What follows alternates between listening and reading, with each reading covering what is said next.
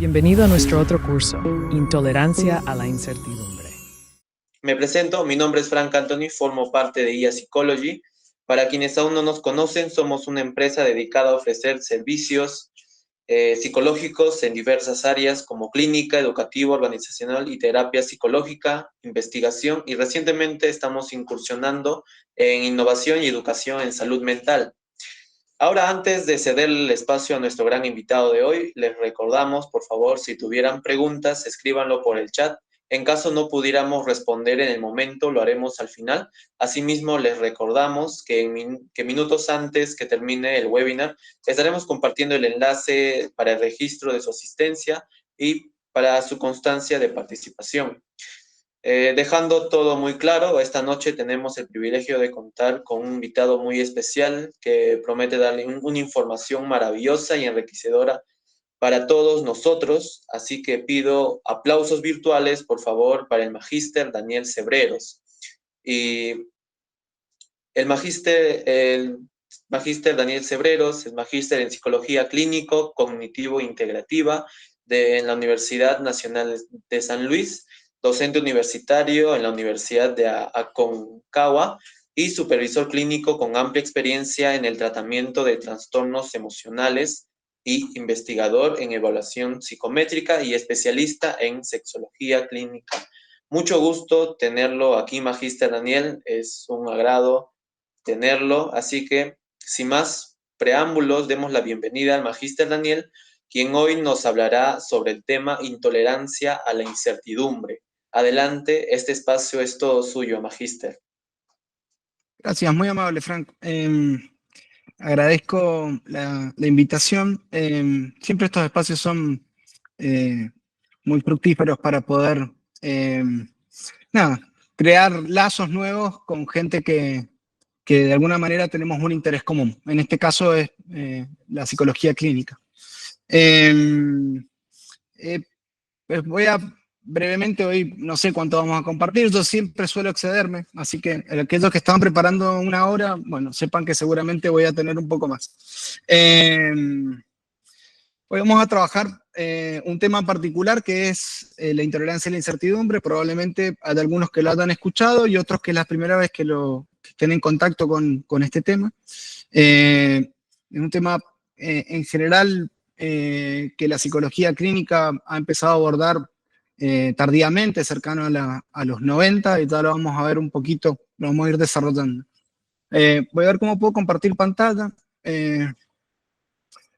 Primero, vamos a empezar por ahí. ¿Por dónde puedo compartir pantalla? A ver si este bicho me lo deja. Avísenme, por favor, si pueden ver cuando les diga que compartí pantalla, que si la pueden ver. Pim, pim, pim. Ahí está. Si todos están pudiendo verlo, ¿vamos bien? Si me dan un feedback, me ayudan. Pueden abrir el micrófono en cualquier momento para interrumpirme o para avisarme o para preguntarme. No suelo dar solo simplemente una cuestión, como decir, un unipersonal. ¿Te ve? ¿Sí? Yo ya dejé de verlos. Denme un segundo. La parte compleja del Meet, que ¿sí se ve? Genial. Bien.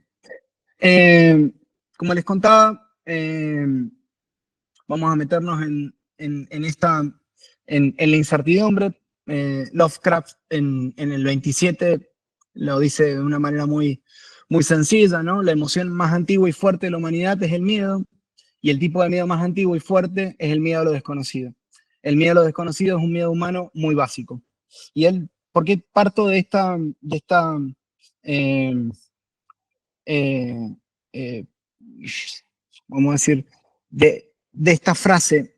Porque en algún sentido sintetiza todo lo que tiene que ver con la intolerancia y la incertidumbre. Tiene que ver con el miedo a no saber, tiene que ver con lo que uno desconoce, tiene que ver con la ansiedad y con el miedo como algo natural y básico de los seres humanos. Ya lo vamos a ver por qué.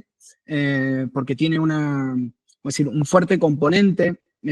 Vamos a entender que es algo omnipresente en la experiencia humana, la incertidumbre. De hecho, sabemos mucho menos de lo que creemos saber. Y es por eso mismo que esto se constituye muchas veces en un trastorno clínico común, especialmente a una gran cantidad de trastornos, vamos a decir, de psicopatológicos que en general uno pensaría que son como compartimentos estancos. Entonces vamos a partir primero de la base de que una variable transdiagnóstica, la intolerancia y la incertidumbre, entendiendo que es un factor que se encuentra involucrado en una gran cantidad de problemas, ¿bien? Y que contribuye fuertemente al desarrollo, al mantenimiento y a la exacerbación de estos problemas. En este caso, la depresión, la ansiedad, el trastorno de pánico, los trastornos del comportamiento alimenticio, el estrés y los trastornos del sueño suelen compartir esta variable transdiagnóstica. Por lo tanto, no están limitados solo a un único diagnóstico y nos permiten entender que hay una visión mucho más integral de la psicopatología. Uno de los temas centrales que ha pasado es que con el DSM se consideró que era muy fácil describir y categorizar los diagnósticos, pero la realidad es que los trastornos psicopatológicos comparten procesos psicológicos comunes y procesos también problemáticos comunes.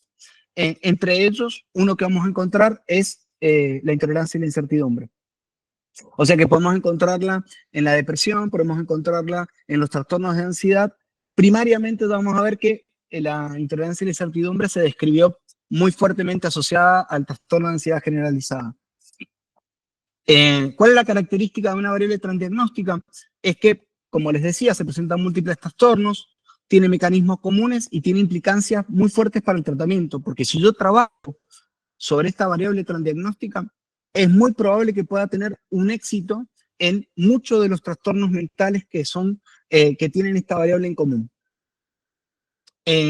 La otra es que existe una importancia de las variables transdiagnósticas. ¿Por qué? Porque permiten una economía del pensamiento, del proceso clínico, por lo tanto integran variables, permiten optimizarlas y en algún punto lo que desarrolla es la investigación y el desarrollo de intervenciones.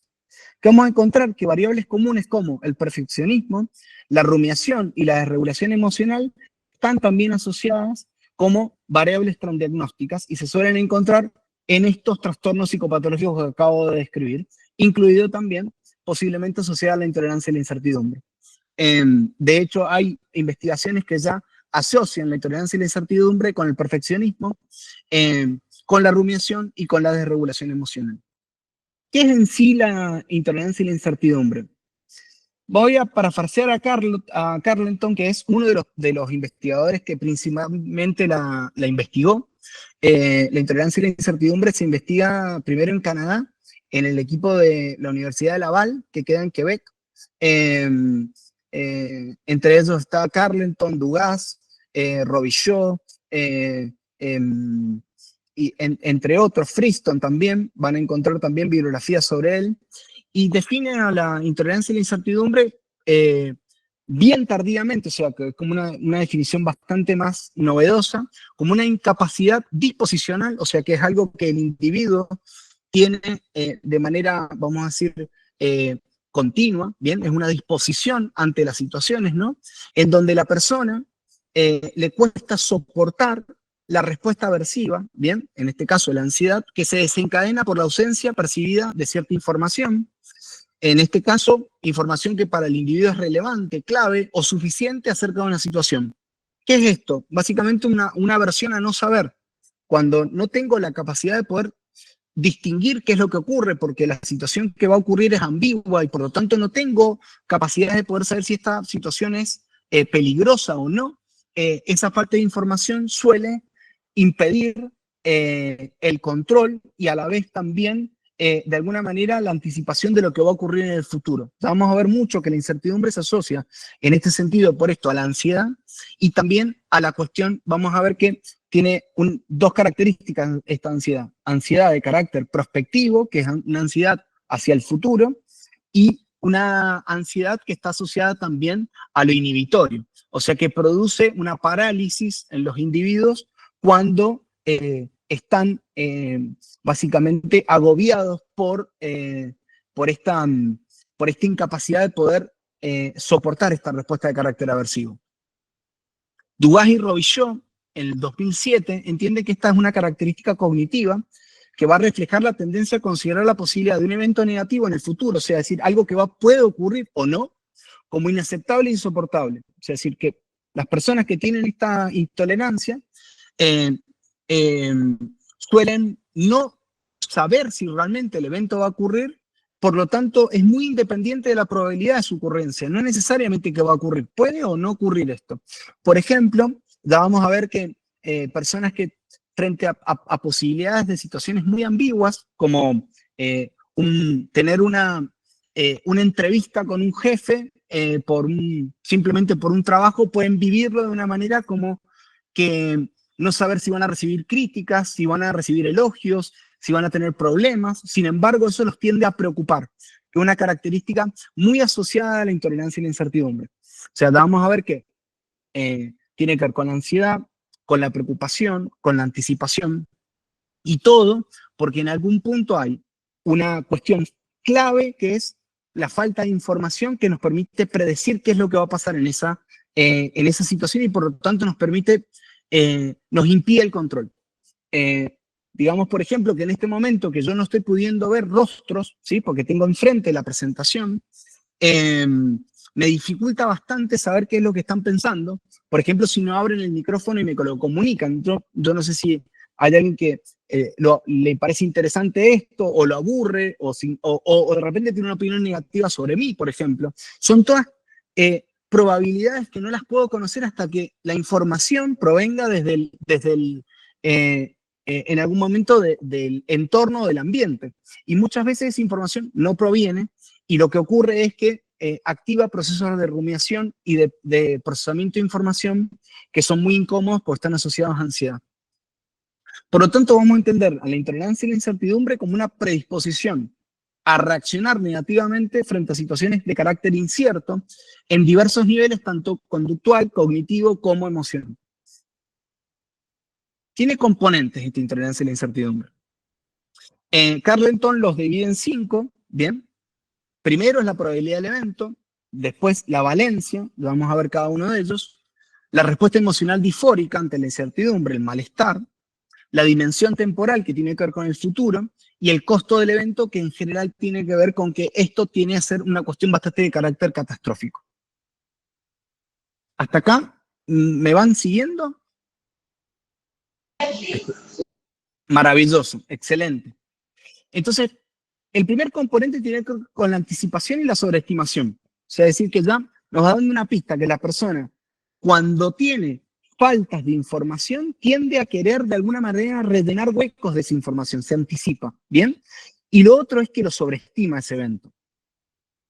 Entonces, primero, sabemos que la evaluación cognitiva de este evento en particular no sabemos si va a ocurrir o no, ¿bien? No sabemos si va a haber una crítica, si no la va a haber, si esto va a ser algo negativo o positivo. La realidad es que no tenemos una ambigüedad enorme y por lo tanto desconocimiento. Las personas que tienen alta intolerancia a la incertidumbre, vamos a ver cómo la medimos. En algún momento de una parte de este webinar va a tener que ver un poquito con comentarles una escala que hemos logrado validar para la República Argentina, que tiene que ver con una escala breve de intolerancia a la incertidumbre. ¿Qué tienden a tener estas personas cuando marcan en esta escala una puntuación alta? A sobreestimar la probabilidad de estos eventos negativos, ¿bien? O sea, es decir, que en vez de que puedan no ocurrir, realmente creen que van a pasar. Por ejemplo, si ustedes en algún momento han tenido que rendir un examen y creen que el profesor les va a preguntar exactamente esa cosa que nunca estudiaron, ¿no? Y como no lo saben si se los va a preguntar o no, es preferible borrarme de la mesa de examen antes que ir a enfrentarlo. Entonces, yo ya estoy sobrevalorando la amenaza, ¿bien? Posiblemente en mi imaginación, los docentes me regañen o, por ejemplo, que voy a pasar vergüenza. Y esa sobreestimación tiende vamos a decir, ¿qué es lo que hace? comportamiento sesgado de la información. Me baso sobre la experiencia de esa única persona para considerar que eso seguramente me va a ocurrir a mí. ¿Bien? ¿Esto qué ocurre? Tiende a producir el incremento de la ansiedad y la preocupación acerca de ese evento que posiblemente puedan ocurrir. ¿Bien? Por ejemplo, podemos poner una persona que pueda pensar que es muy probable que pierda el trabajo, aunque no haya señales concretas de que esto vaya a suceder. ¿Por qué? Porque de repente ha empezado a enterarse en las noticias que ha habido problemas en la zona, ¿sí? Entonces, y que por ahí tienen que ver con, o sea, ni siquiera en la zona, en el país, ¿bien? Pero, y sin haber ninguna señal concreta, porque no tiene ningún inconveniente, la persona empieza a preocuparse acerca de la posibilidad de que caiga su trabajo, ¿bien? Hay una cosa que es importante. Vamos a entender siempre que la preocupación no siempre es patológica. La preocupación, vamos a distinguirla después de preocupaciones de carácter ansioso cuando realmente no haya elementos para poder pensar en eso, ¿bien?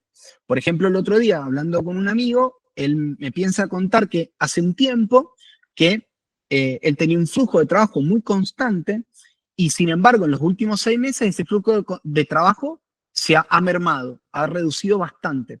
Argentina está pasando por una crisis económica bastante importante y eso ya él lo colocó en una situación de preocupación. Dice, me parece que tengo que empezar a abrir distintas búsquedas laborales porque es probable que en mi trabajo, dice, no creo que pase inmediatamente, pero sin embargo puede ser que me quede un trabajo.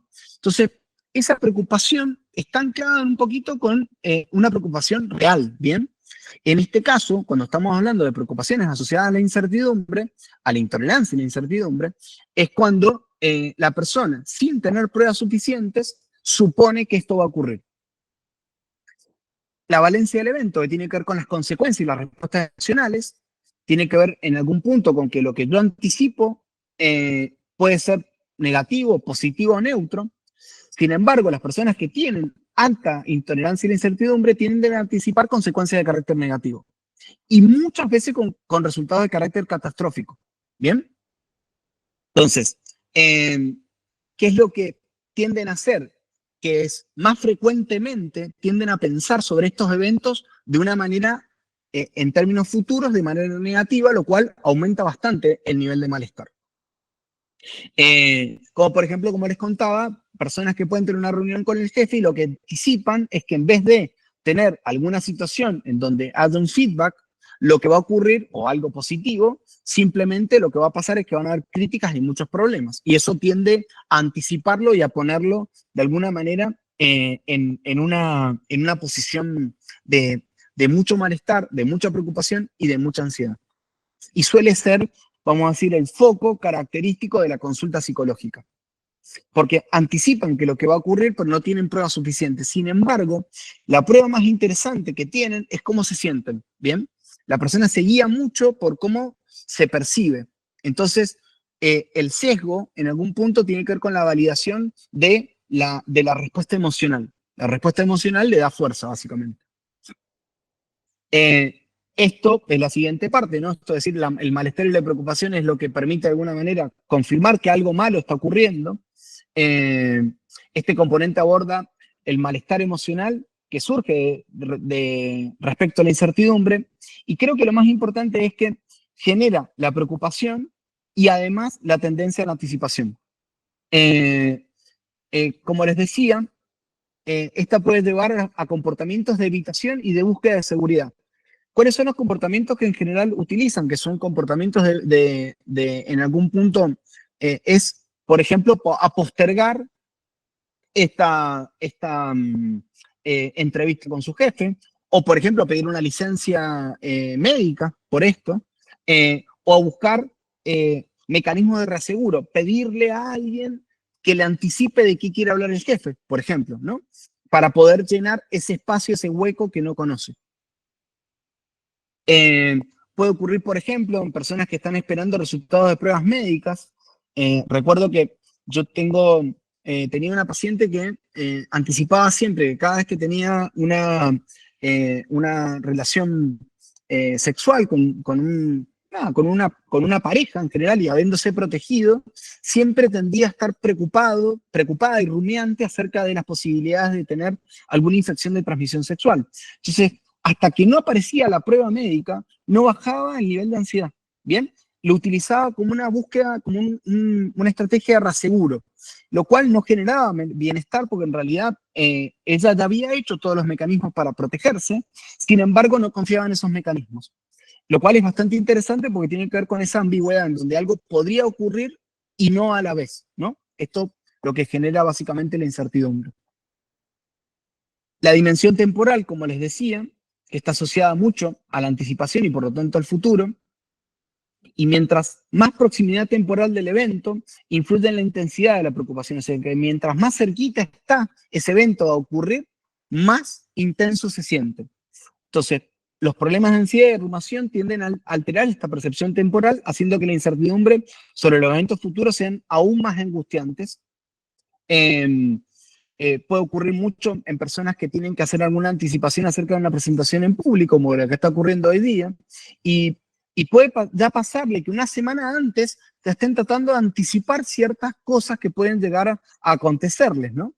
Preocupaciones, ¿no? Que se desconecte el internet, que de repente no ande bien la cámara, que no se escuche, que no pueda llegar a tiempo, bueno, y todo eso muchas veces lo sumerge en cavilaciones intensas y que son frecuentes y duraderas, ¿no? O sea que una semana antes están muy, muy mal por esto que va a ocurrir. El último es el costo del evento, que es la anticipación del daño, básicamente. O sea que esto cuando ocurra, por ejemplo, la presentación en público, claramente lo que va a ocurrir es que va a ser un papelón y no lo voy a lograr poder manejar y eventualmente lo que va a terminar pasando es que voy a quedar mal ante un montón de gente, ¿no?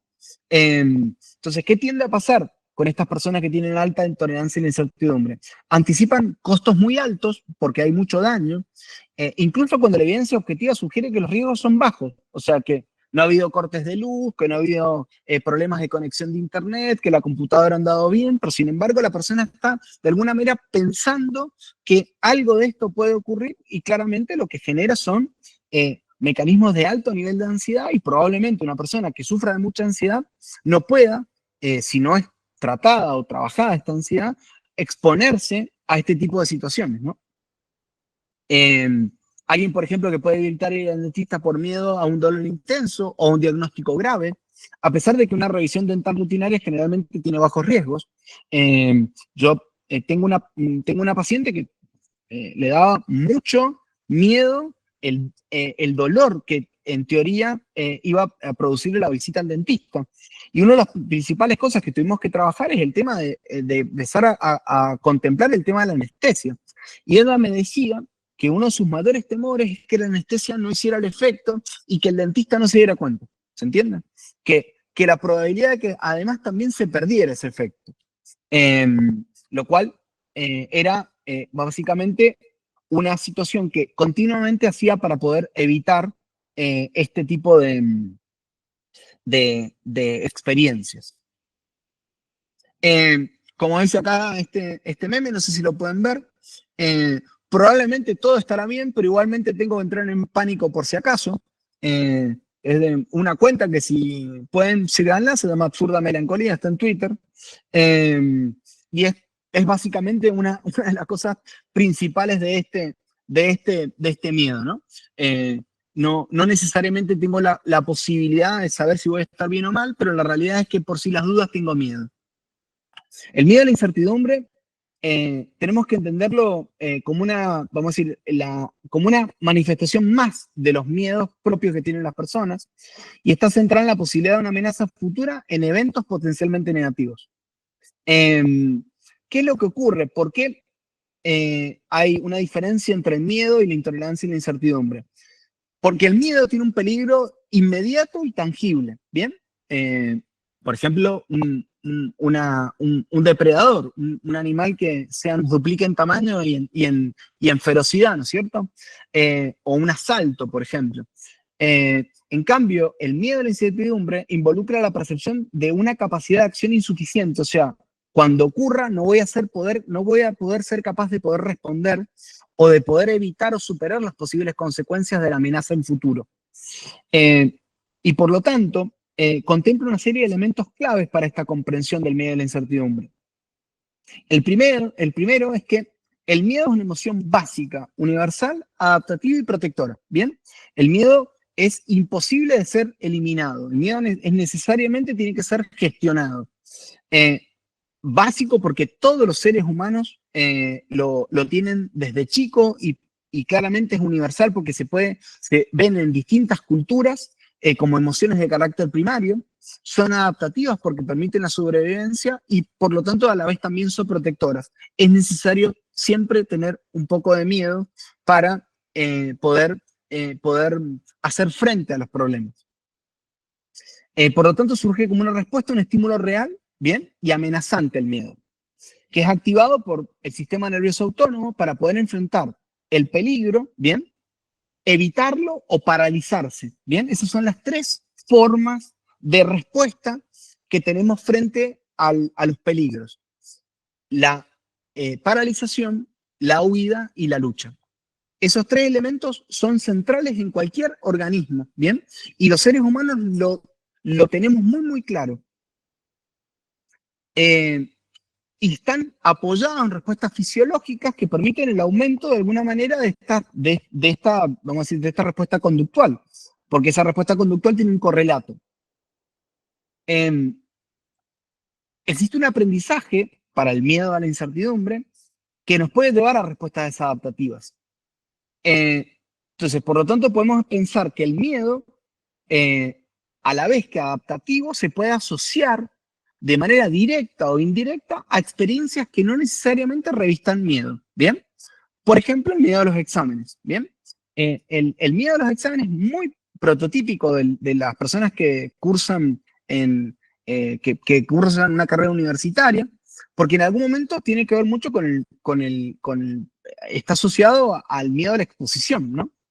Eventualmente nos toca tener que hablar en público, por ejemplo. Y sin querer, la ansiedad que generan ciertos, vamos a decir, ciertos peligros, quedan asociadas por condicionamiento. En este caso, condicionamiento, ya vamos a ver, es una mezcla entre condicionamiento clásico y condicionamiento operante, que es la teoría bifactorial de Maurer. La teoría bifactorial de Maurer plantea que las personas primero asocian una respuesta, un estímulo incondicionado o un estímulo neutro, ¿bien?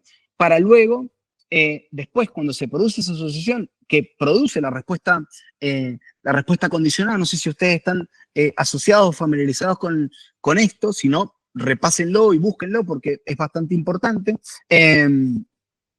Cuando se produce esa asociación, después todo ser humano que aprendió a tenerle miedo a algo suele tener un mecanismo de evitación o de huida que refuerza de manera negativa, que es que cada vez que yo evito esa posibilidad de que me exponga a un estímulo que me produce gran nivel de ansiedad, se reduce mi ansiedad cuando yo me aparto de eso. Es como cuando me bajo de la mesa de examen o no me presento, mi ansiedad se reduce. Sin embargo, el miedo vuelve a activarse con la siguiente mesa de examen.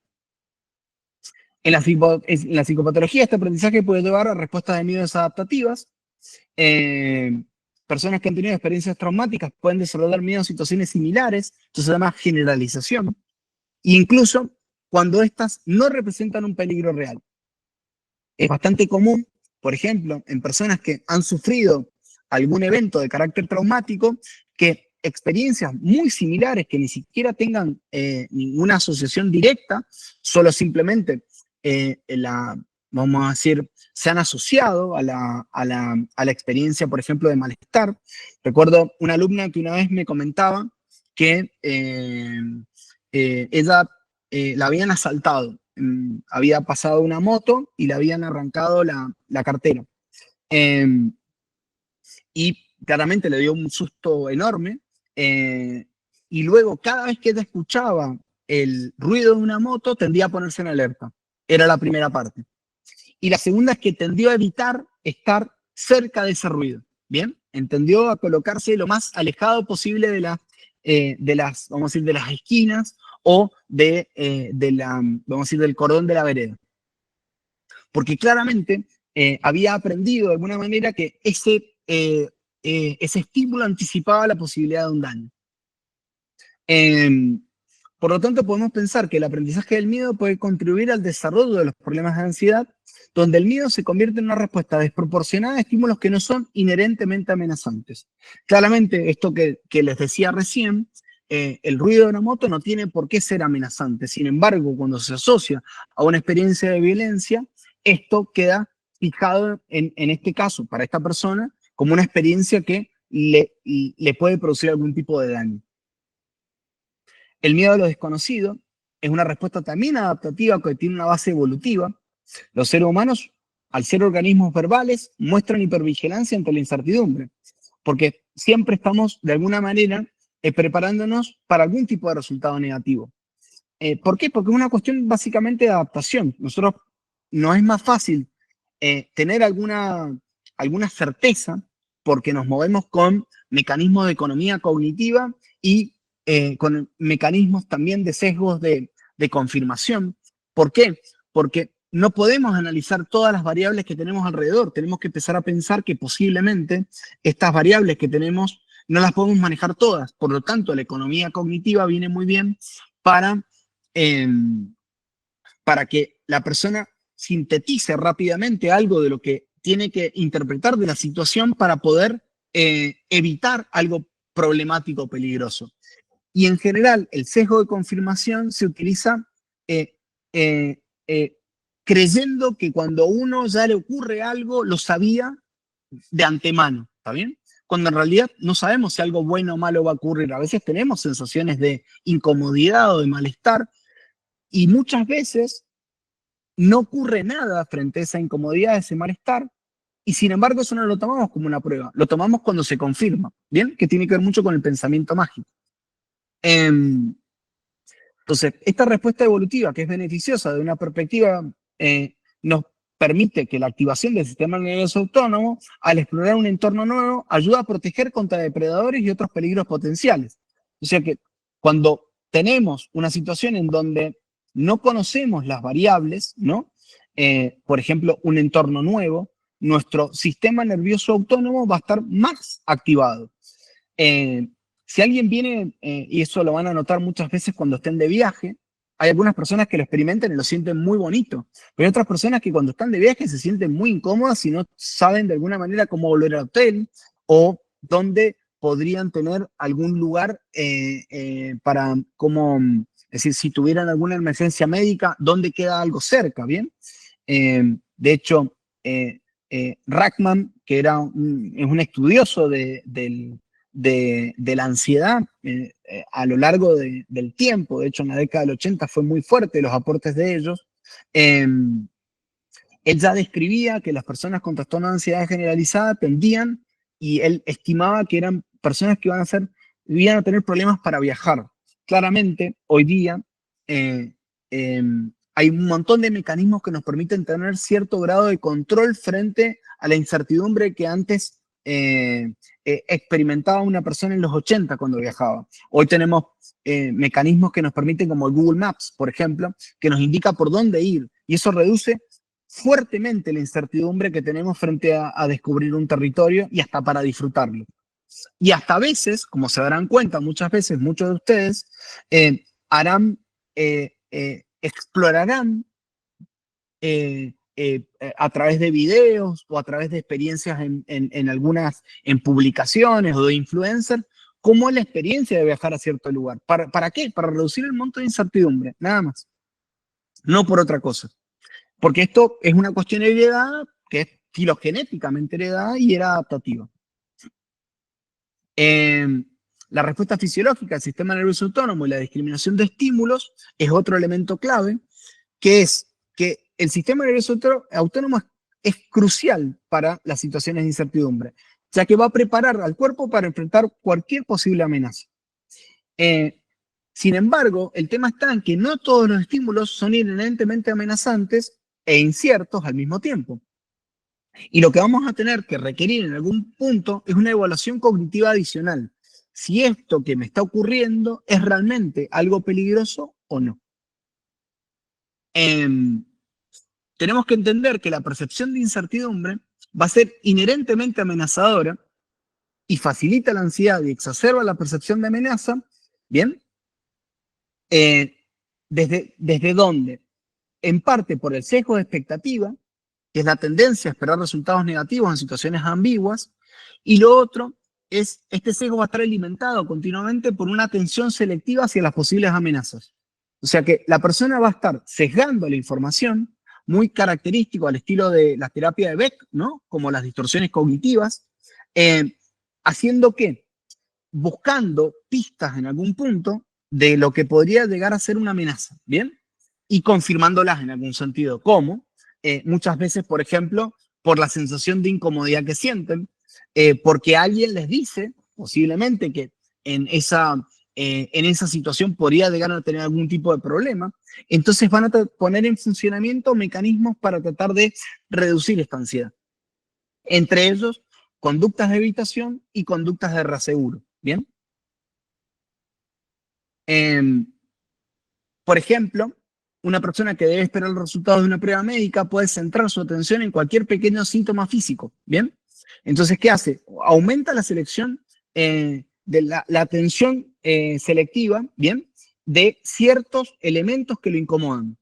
¿Y qué interpreta? Que esos elementos que están proveniendo del organismo, por ejemplo, algún dolor menor, pueden ser una señal de una enfermedad grave, ¿bien? Lo que hace que sea un procesamiento sensorial alterado. Y a la vez experimentar una intensa ansiedad que no puede calmar por la regulación inadecuada de las emociones que tiene. Entonces ahí vemos que la intolerancia y la incertidumbre tienen vamos a decir, un fuerte componente asociado a la rumiación, un fuerte componente asociado a la desregulación emocional, y es una cosa que en general es una característica muy clásica del temor a las enfermedades, ¿no? Eh, hay una distinción entre respuestas adaptativas y desadaptativas, o no adaptativas. Denme un segundito, a ver si los veo. ¿Cómo vamos? ¿Vamos bien? ¿Alguien puede abrir el micrófono? ¿Se entiende hasta ahora? Si alguien tiene alguna duda, me puede preguntar. Bien, perfecto. Vamos a seguir por acá.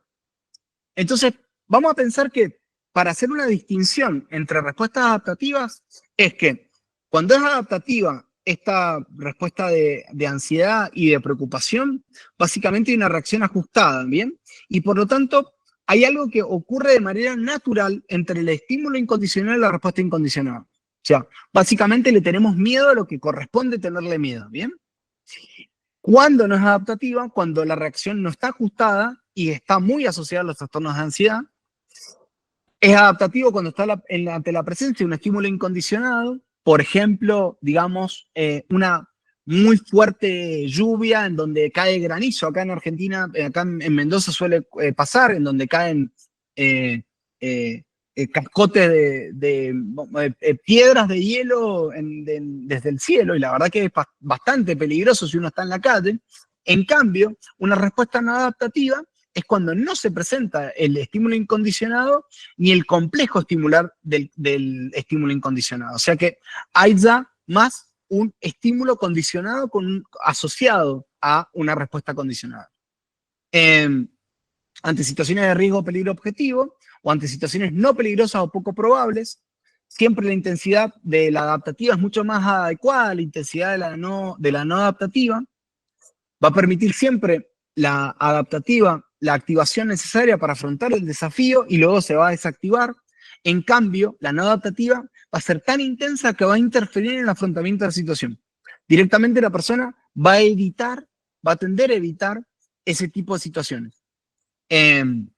No afecta el desarrollo habitual del individuo, en cambio, la no adaptativa va a tender a interferir sistemáticamente en las experiencias y en las áreas significativas de la persona. La respuesta, cuando es adaptativa, es coherente a la naturaleza del estímulo, y en cambio, cuando no es adaptativa, se sobreestima esta probabilidad, porque lo que está ocurriendo es que creemos que la ocurrencia del evento va a ser catastrófica y de una magnitud muy grande. Y por lo tanto, eso nos pone en una situación de mucho nivel de malestar. Y esto ocurre por una cuestión muy simple, porque uno diría, ¿por qué la gente se tortura tanto? Y acá hay un elemento que es crucial, que es que el sistema nervioso autónomo tiene un área que se llama amígdala cerebral. La amígdala tiene dos fuentes de activación, una vía principal y una vía, vamos a decir, periférica.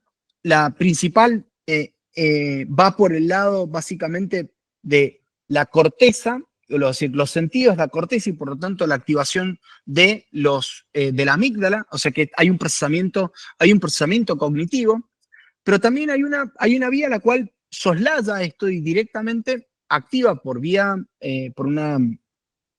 vía directa la respuesta de carácter amigdalino. ¿Cuál es el tema con la amígdala? La amígdala, a ser un elemento central para la supervivencia, no distingue entre fantasía y realidad. No lo hace, no se puede tomar ese lujo. ¿Por qué?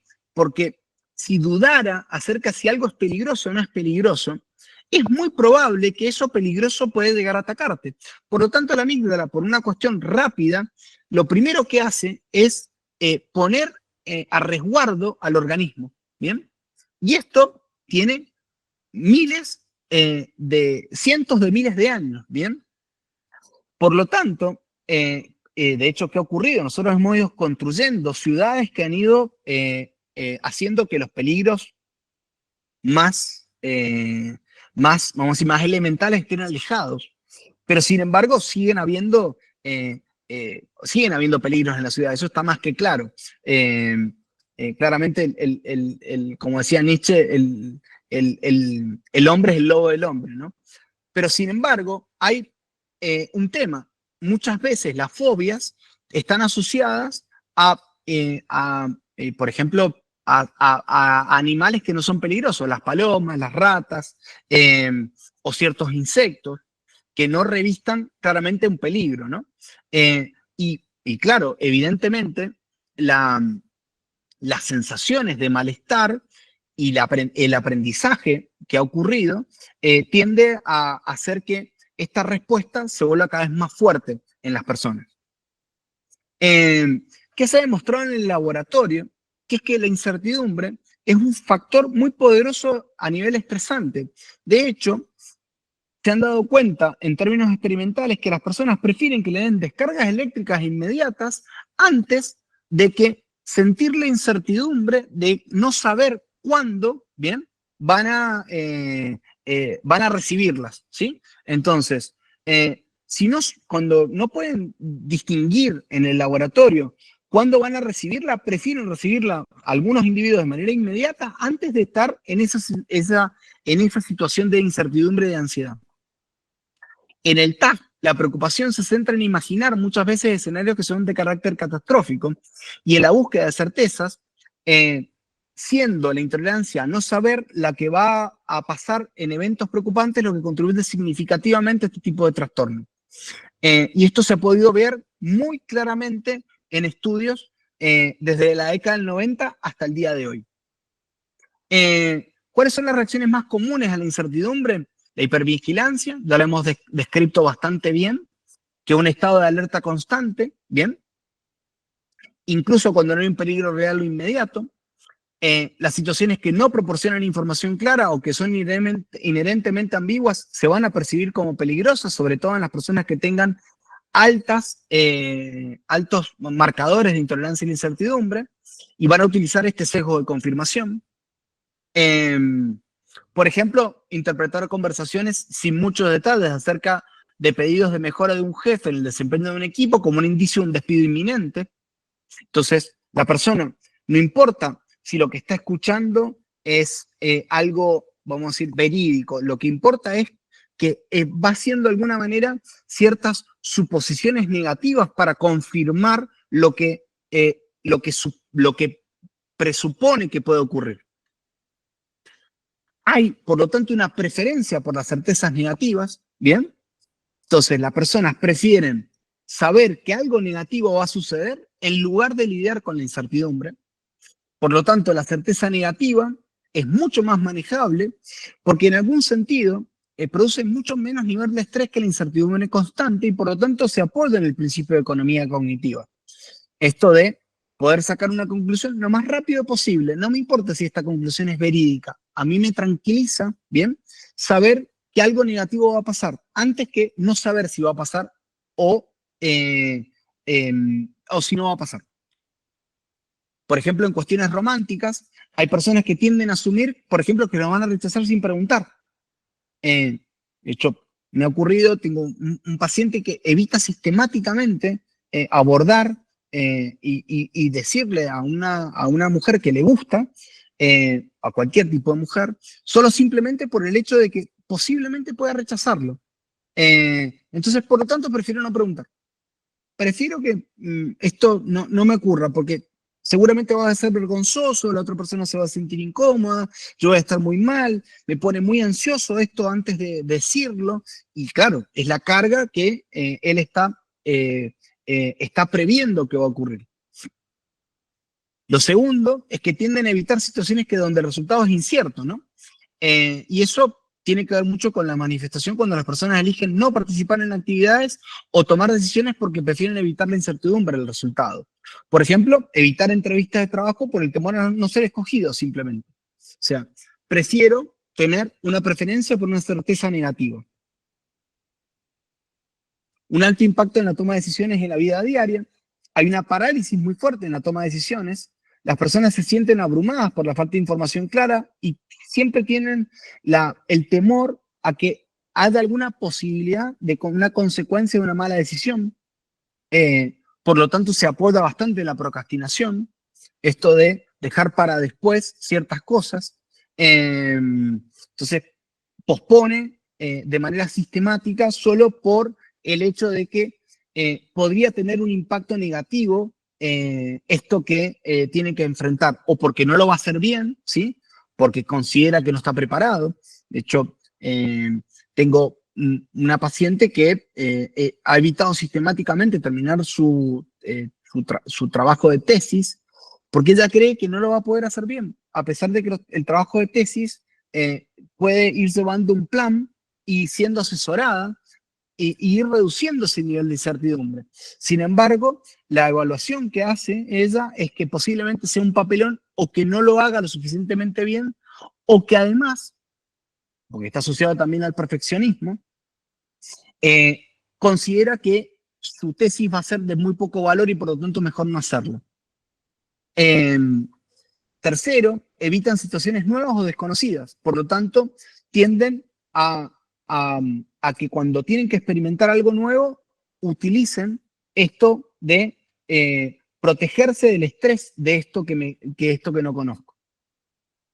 Ser un procrastinador con terror al fracaso es una combinación brutal. Y esto claramente es un elemento que se ve muy claro en la intolerancia y la incertidumbre.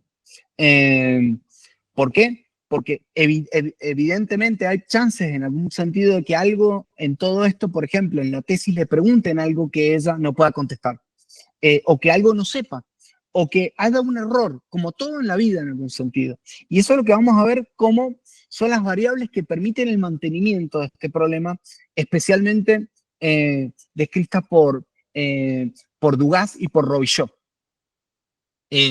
Primero, que hay una orientación negativa al problema, como ya hemos visto, ¿bien? Las personas tienden a ser muy pesimistas frente a esto, consideran que no lo van a poder resolver y, de alguna manera, la orientación negativa predice la preocupación. Y esto, ¿qué nos va a decir? Que este es un marcador de la cronicidad y del exceso, en algún punto, del malestar que tiene la persona.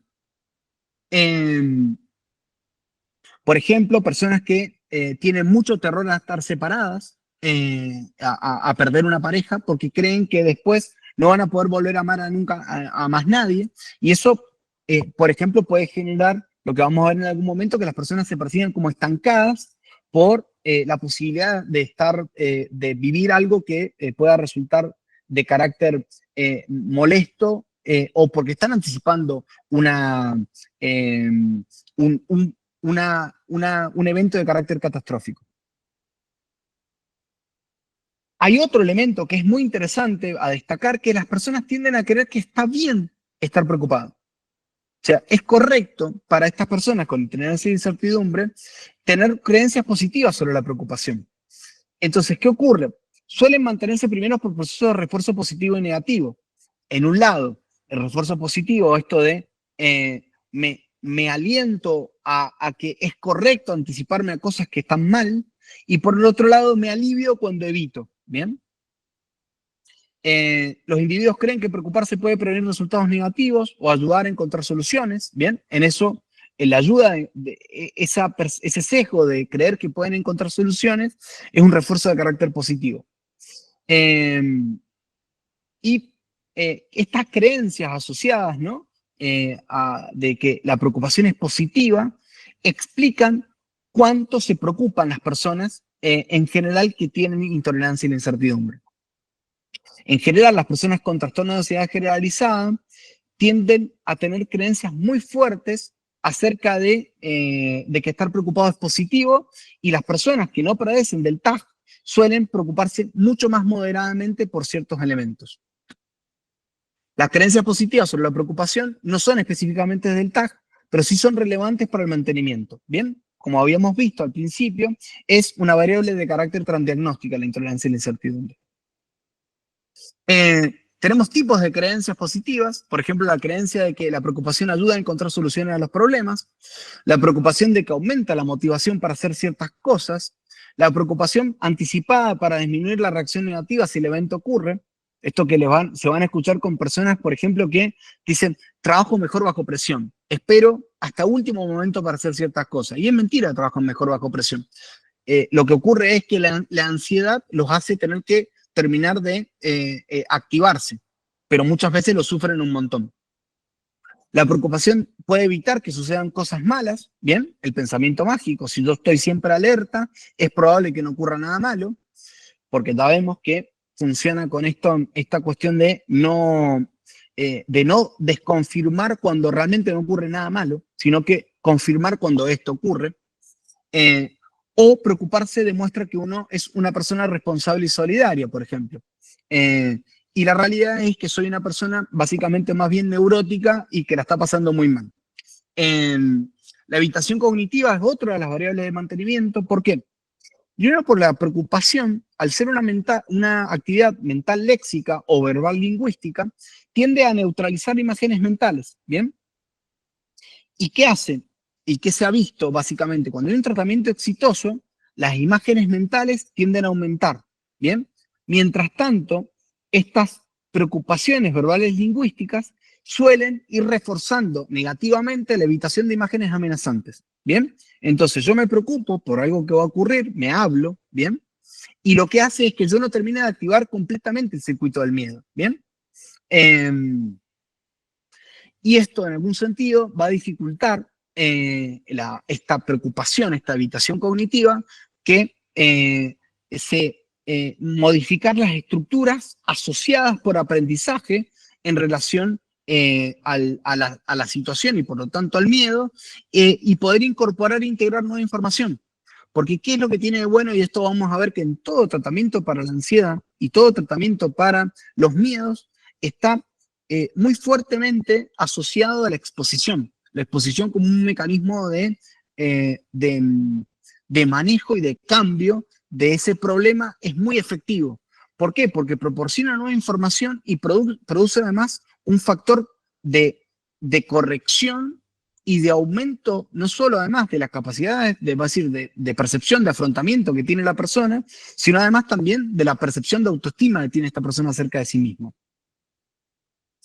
Los componentes conductuales de mantenimiento son el chequeo y el reaseguro, que ya lo hemos tocado, ¿bien?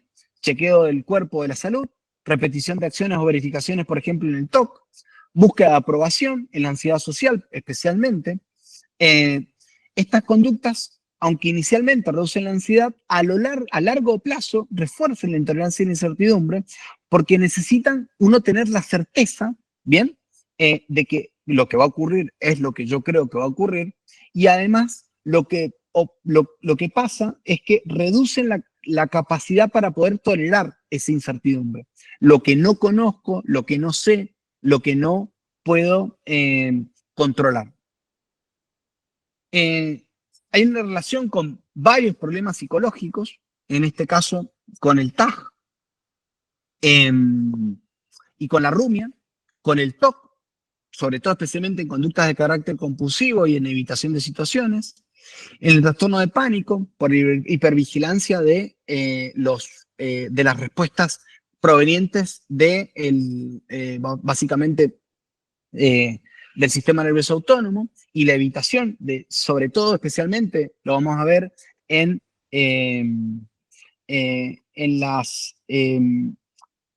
la agorafobia, ¿bien? En la ansiedad social, con el miedo a la evaluación negativa y evitar situaciones de carácter social, la ansiedad por la salud, en el chequeo constante y la búsqueda de reaseguro. La intolerancia y la incertidumbre tiene un factor prospectivo que todavía hemos charlado, esto de acerca de la predecibilidad del control sobre el futuro. ¿Qué ocurre? En general, las personas que tienen un alto nivel de intolerancia e incertidumbre tienden a experimentar gran nivel de ansiedad ante la posibilidad de eventos inciertos y negativos. ¿Bien? Eso va a ser una característica para poder diagnosticarlo. Entonces, ¿qué es lo que busca la persona con el factor prospectivo? Anticipar, prever y evitar situaciones inciertas o ambiguas. El factor prospectivo medido por la IUS-9, que es una escala que hemos logrado validar con la doctora Ana Robela, tiene los siguientes ítems. Como se van a dar cuenta, son ítems que pueden ser muy representativos de la intolerancia y la incertidumbre y que están asociados a este factor de futuro. Los imprevistos me molestan mucho, es frustrante para mí no tener toda la información que necesito, se debería prever todo para poder evitar las sorpresas, un pequeño imprevisto puede arruinarlo todo, incluso con la mejor de las planificaciones, no soporto que me tomen por sorpresa y tendría que ser capaz de poder organizar todo de antemano. Estos serían como los ítems que ustedes pueden encontrar dentro de la ansiedad prospectiva. Y en este caso, un buen meme es: yo si me pagaran por cada cosa que sobreanalizo, claramente tendría un montón de dinero, ¿no? Pero bueno, la realidad es que suele ser un mecanismo bastante infructuoso y que no suele generar buenas ganancias. Los factores inhibitorios, en cambio, de la intolerancia y la incertidumbre van a tener que ver con cómo tengo dificultades para poder actuar o tomar decisiones en presencia de una situación de incertidumbre. Entonces, ¿qué va a ocurrir en general? Como un mecanismo, como ya hemos dicho, de carácter natural y necesario y adaptativo, va a haber una parálisis. ¿Por qué? Porque si yo tengo enfrente un posible peligro, ya automáticamente estoy sintiendo que algo malo puede ocurrir, ¿no? Entonces, las situaciones de carácter inciertas y ambiguas generan este nivel de mucho nivel de ansiedad que paraliza. Entonces, vamos a ver que hay una parálisis o inhibición, un incremento de la evitación pasiva. ¿Qué es la evitación pasiva? Que es las conductas destinadas a alejarnos de la fuente o del estímulo aversivo solo con el hecho de aliviarnos. O sea que actúa por refuerzo negativo. Y la tercera, la experiencia de estancamiento o falta de progreso, que es muy característica de las personas porque van procrastinando tanto que lo que termina ocurriendo es que no enfrentan esos resultados inciertos.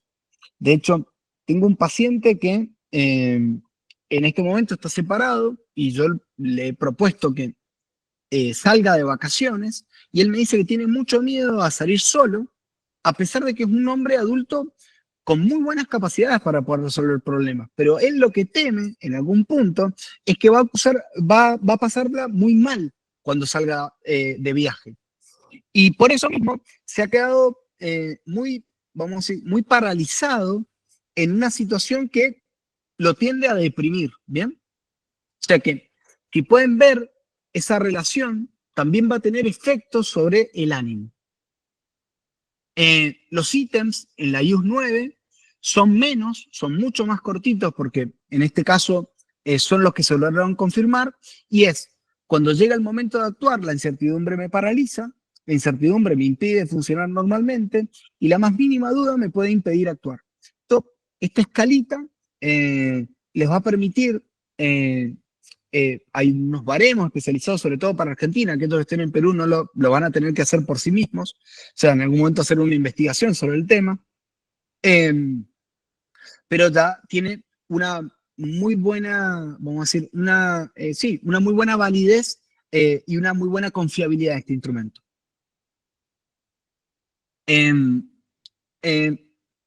¿Lograste evitar todo malestar? Sí. ¿Y a qué costo? Todo mi esfuerzo, mi atención, mi tiempo y mi bienestar. O sea que muchas veces esto es una característica que vamos a encontrar dentro de la intolerancia y la incertidumbre. Va a generar malestar de por sí, por solo tratar de evitar que algo posiblemente nos genere algún tipo de malestar. Vamos a ir a las variables de tratamiento y con esto vamos a ir finalizando. Después, si quieren, pueden hacerme alguna serie de preguntas, no tengo ningún inconveniente. Una de las técnicas más utilizadas para el tratamiento de la intolerancia y la incertidumbre es la exposición con prevención de respuesta, que es lo que busca, crear una jerarquía de situaciones que pueden generar alto nivel de incertidumbre. Siempre las jerarquías en tratamientos cognitivos conductuales, por ejemplo, en la desensibilización sistemática o hasta en todo lo que tenga que ver con exposición, siempre es bueno iniciar por jerarquías que permitan ir de menos a más, ¿bien? Ir gradualmente. Muchas veces vamos a querer enfrentar situaciones más, vamos a decir, de mayor dificultad, pero si vamos muy rápido, es muy probable que la persona se inhiba, ¿bien? Entonces hay que comenzar por pequeños éxitos. Podríamos empezar tranquilamente con un consultante que teme a perder el trabajo. Por ejemplo, lo podemos exponer a que imagine a la idea de recibir críticas, ¿bien? O progresar hasta posibles situaciones más inciertas, como por ejemplo buscar cambios en algún área de la empresa o hasta cambiarse de empresa, ¿bien? O sea, podemos ir en esa jerarquía de preocupaciones. Y lo que se van a ir dando cuenta en la medida que se va exponiendo la persona, va reduciendo el nivel de ansiedad. ¿Por qué? Porque el mecanismo que tiene principalmente es la evitación. Entonces la evitación es la que refuerza negativamente la preocupación. ¿Bien? La reestructuración cognitiva, bien clásica, tiene que tener esto de poder analizar de manera lógica las evidencias que tenemos acerca de estos pensamientos negativos para buscar interpretaciones alternativas más realistas, y esto va a venir muy bien a hacer un autorregistro, ¿sí? Y el autorregistro tiene que tratar de, además de ver la fecha, la hora, la situación, el comportamiento que muy posiblemente vamos a ver, que es un comportamiento de evitación, que la persona comience a distinguir entre preocupaciones que son realistas de aquellas preocupaciones que son producto de la ansiedad. Entonces, ¿cuándo vamos a ver preocupaciones producto de la ansiedad? Cuando tengamos esas características, ¿no? Que son preocupaciones donde no tengo pruebas evidentes de que va a ocurrir algo malo, simplemente no sé, y por lo tanto va a tener que haber un proceso psicoeducativo muy fuerte acerca de la distinción entre preocupaciones que son normales de preocupaciones producto de la ansiedad. Uno que va a buscar siempre con el cuestionamiento, ya sea el cuestionamiento, el diálogo socrático o la comprobación empírica, que sería más al estilo de Beck, que es que cuestionar las creencias son más de carácter nuclear. Si no estoy seguro de todo, algo malo va a suceder, por ejemplo. Es importante no intentar reestructurar los productos cognitivos o pensamientos rumiantes, porque podría reforzar el proceso rumiativo. ¿Qué es un proceso rumiante? Son pensamientos de carácter automático, pero que son fugaces, ¿bien? Y que tienden a buscar, por ejemplo, cuestiones de reaseguro. Un paciente que continuamente lo que buscaba de alguna manera es que yo le dijera si estaba bien, cómo estaba actuando, por ejemplo. Y eso tiene que ver con un pensamiento rumiante, tener la duda de y buscar una persona que me dé la seguridad de que yo no estoy a punto de cometer un error. Entonces hay que evitar bastante el refuerzo de ese tipo de estrategias de reaseguro. Porque claro, es mucho más fácil tranquilizarlo, decirle todo va a estar bien, ¿bien?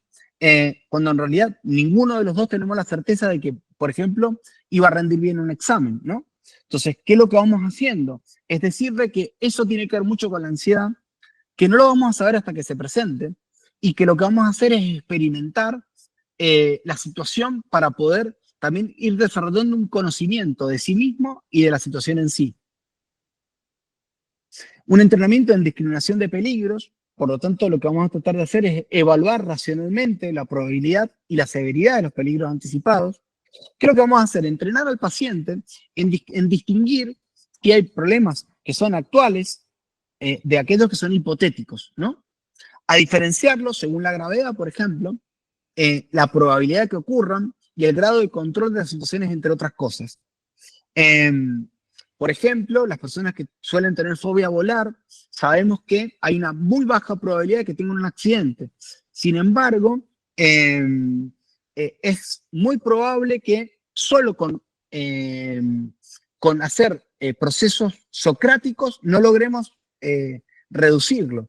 Tengamos que hacer bastante exposición antes que esto ocurra y tenga un buen efecto. Le podemos enseñar a los consultantes a analizar la evidencia antes de concluir que una vaga conversación entre compañeros de trabajo indica un despido inminente, por ejemplo. Claramente la terapia no es suficiente, necesito evitar mi nacimiento, diría el meme. Y por lo tanto sería muy importante trabajar en estrategias de prevención de este problema, trabajando con niños y con el papel de los padres. El objetivo es centrarnos en modificar patrones de crianza disfuncionales y enseñarle a los niños a poder enfrentar la incertidumbre, por ejemplo, el miedo a la oscuridad. La idea es trabajar con los padres para evitar el refuerzo de conductas evitativas en los niños. Todo lo que muchas veces después se transforma en un trastorno bien plantado y con un funcionamiento bastante difícil de destrabar, tiene un origen en comportamientos que se han ido reforzando a lo largo de la vida. Los padres pueden modelar respuestas adaptativas a la incertidumbre y fomentar la independencia en los hijos, como por ejemplo, en lugar de permitir que un niño evite situaciones nuevas, los padres pueden acompañarlo inicialmente para luego ir reduciendo gradualmente la presencia, alentando al niño a enfrentar las situaciones por sí mismo. Por último, lo que tenemos que lograr integrar es que la incertidumbre es parte de la vida. Entonces, además de las intervenciones terapéuticas, es crucial que las personas entiendan que en la vida diaria van a manejar situaciones de incertidumbre, tales como el desarrollo de rutinas flexibles para manejar lo inesperado o el establecimiento de metas realistas. Al fin y al cabo, todo va a estar bien. Y si no está bien, no va a ser el final. Como dice este querido perro, yo resuelvo, a veces con lágrimas en los ojos y un nudo en la garganta, pero resuelvo. Con eso hoy he terminado con esto. Me gustaría, de alguna manera, si hay alguna pregunta o algo que me quieran comentar, bienvenidos. Ahí, Luis.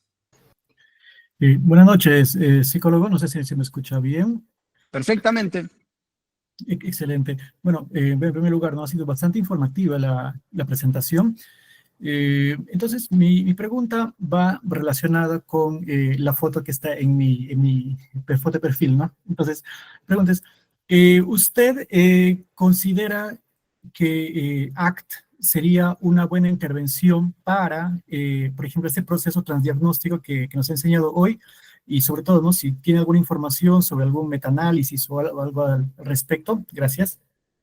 Respecto, a ver, todos los tratamientos, si bien ACT es una terapia de tercera generación, integra aspectos que tienen que ver con esto, en algún sentido dejar, no lo he tocado porque realmente era como inundarlos de alguna forma, pero sí, poder de alguna manera mirar los pensamientos como procesos que no son enjuiciados va a ayudar mucho a tolerar la incertidumbre. Y acerca de metaanálisis acerca de intolerancia a la incertidumbre, hay hay uno que específicamente relaciona, por ejemplo, intolerancia, incertidumbre y desregulación emocional. En algún momento, si quieren, se los puedo proveer. Todo lo que tenga a mano se los puedo enviar, no hay ningún inconveniente. Si tienen alguna duda, acá estoy. Sé que he ido muy rápido, eso seguro. Pero bueno, traté de condensar la mayor cantidad de información posible como para que se puedan llevar la mayor cantidad vamos a decir, de datos y de exploraciones que pueden llegar a hacer con esta información. Si no hay muchas preguntas, o tal vez un montón y no sabemos si la vamos a decir bien, si vamos a cometer un error, no pasa nada. Entiendan que no es necesario tener una respuesta muy armada. Y si no, no hay inconveniente. Sí, definitivamente. Falta tolerar la incertidumbre. Es real. Es también una característica mucho también de lo que está pasando en nuestra época. Tenemos que acostumbrarnos mucho también a modelar. Nosotros como psicólogos tenemos que aprender a no temer tanto, a exponernos, a tener vergüenza. Es una posición saludable. Ayuda mucho también a que las personas se relajen, se flexibilicen.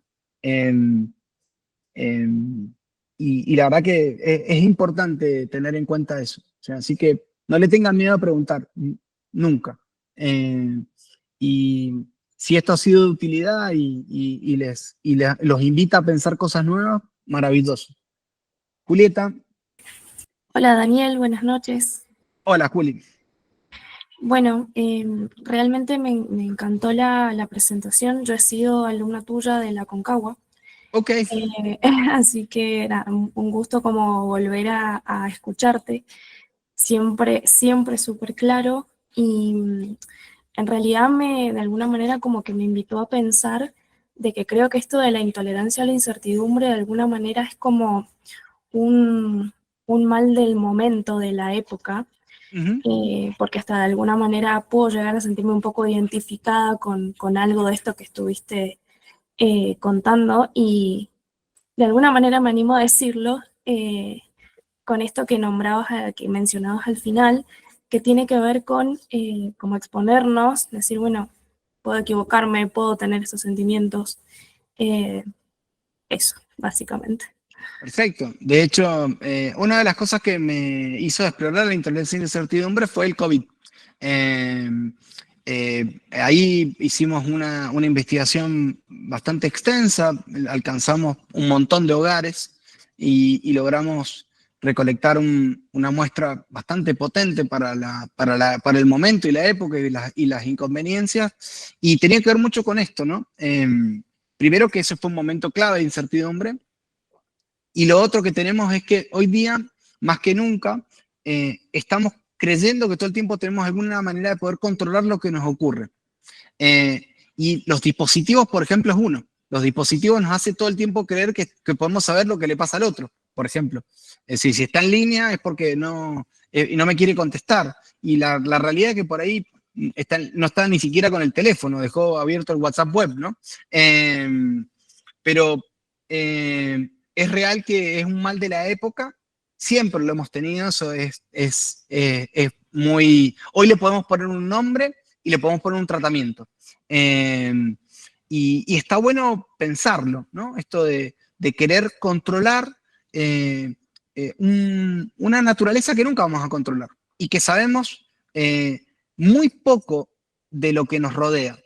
Las certezas no suelen ser buenas amigas de la salud mental, por así ponerlo. Es mejor abrazar la incertidumbre en cierto punto.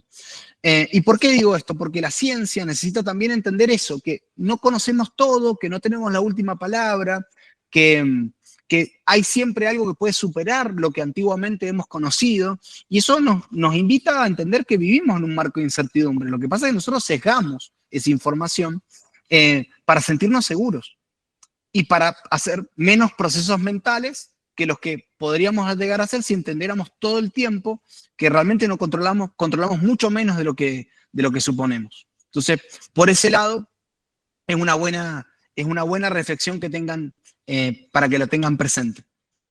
Luz. Hola, ¿qué tal? Buenas noches. También agradecer, me gustó mucho.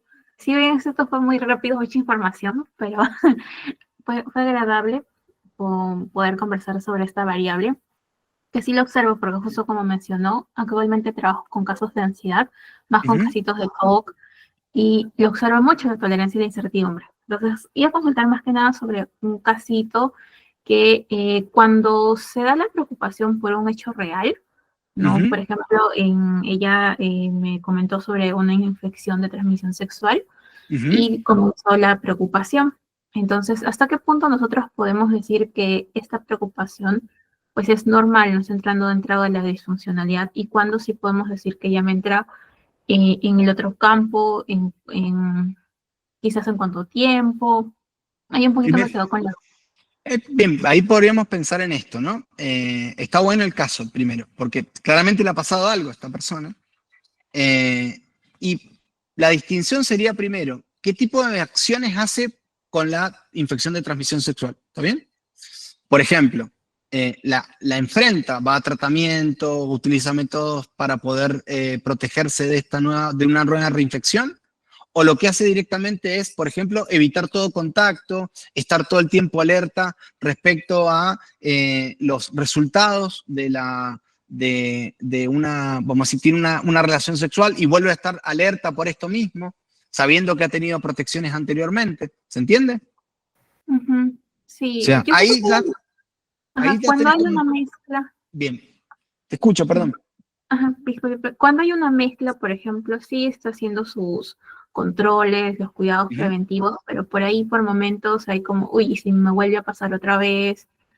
Es como esa preocupación, ¿no? De quizás un cuidado un poco ya excesivo, Bien. pero estás los cuidados y demás, y luego también ella misma se da cuenta como, uy, está cayendo otra vez en pensar esto más tiempo.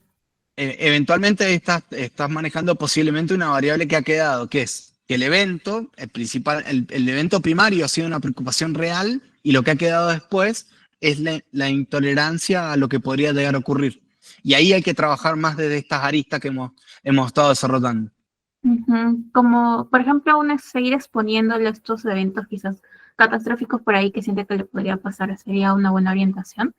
No, a ver, no lo vamos a exponer a posibilidades de que tenga riesgo. Lo que hay que hacer es que cuando tenga relaciones, por ejemplo, se cuide, se proteja. ¿Está bien? Ujú, A que aprenda a identificar cuando está teniendo un pensamiento de estas características, que se está yendo hacia el lado de la evitación, ¿bien? O de la preocupación, y no al lado de ocuparse de nuestra salud, ¿está bien? Y no lo disfruta, por ejemplo. ujú. Entonces, Ay, lo que igual como una exposición también quizás a la imaginación.